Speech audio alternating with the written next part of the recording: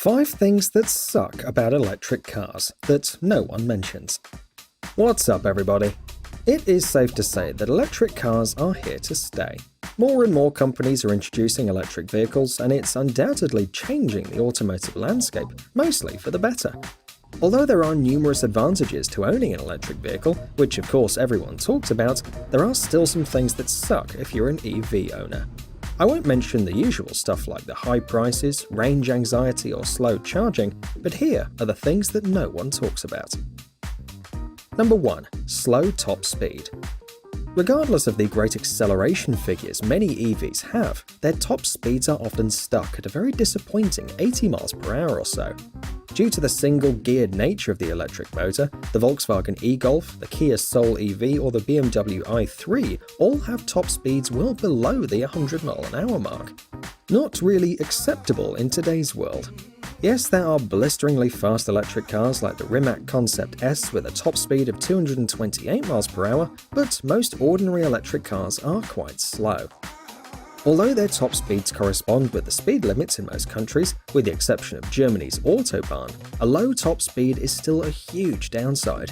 In the case of an emergency, a high top speed can be a useful or even life-saving feature to avoid an accident or get to the hospital. It also allows police and ambulance forces to actually start buying and using electric cars, something they cannot currently do to any great extent.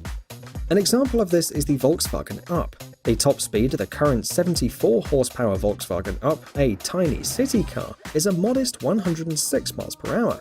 Yet, its 80 horsepower EV version, the e-Up, has a top speed of just 84 miles per hour, 22 miles per hour slower. Yet, it's double the price. Not good.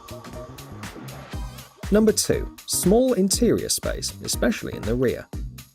Despite the advancements in technology and constant innovation happening in the industry, batteries still take up a significant amount of space. Most manufacturers have settled on mounting them under the floor of the vehicle in a skateboard-type design.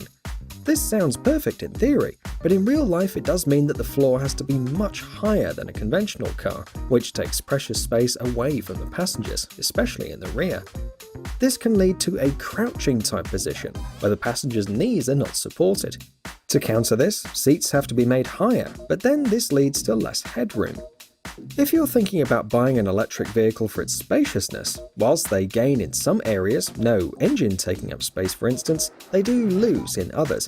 Expensive electric cars like the brand new 2020 Porsche Taycan are fighting this problem with their foot garage, an area where part of the battery is cut away for legroom, but this does eat into the car's range. Number 3. Highway range. Although the most significant concern with electric vehicles is the range, most people's concerns aren't especially justified. The average driver drives around 30 miles per day. The range aspect that's more concerning, however, is the highway range. If you read the fine print, you'll notice that the quoted range figures are often combined driving or city driving, and there's a good reason for that.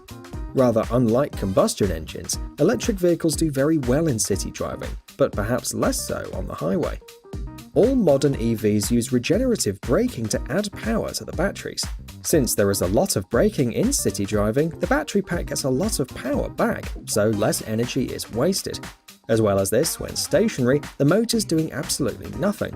For highway driving, however, there's far less braking or no braking at all, which means the batteries are quickly drained.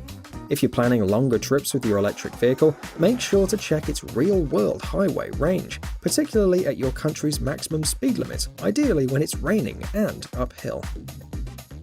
Number 4. Weight. One of the main downsides of electric vehicles is the weight, and most EVs are significantly heavier than comparable petrol or diesel-powered cars. The reason is simple too. Batteries are big and bulky, and there aren't really many ways around this. For example, a Kia Soul with a 1.6-litre petrol engine weighs about 1.3 tons, but the Kia Soul EV is 200 kilograms heavier at 1.5 tons, despite not having an engine up front. Not too bad, but 200 kilograms does affect driving dynamics, braking, and tyre wear. It's essentially the same as having 3 of your buddies in the car at all times. On the opposite side of the spectrum is the Tesla Model S, which weighs a whopping 2.1 tons. Comparable combustion cars weigh at least 300 kilograms less. In most EVs, the battery pack adds around 200 kilograms, but for the models like the Tesla Model X, the battery pack is over 500 kilograms. They've used aluminium for both the chassis and body panels to keep weight down, but this adds to the cost significantly.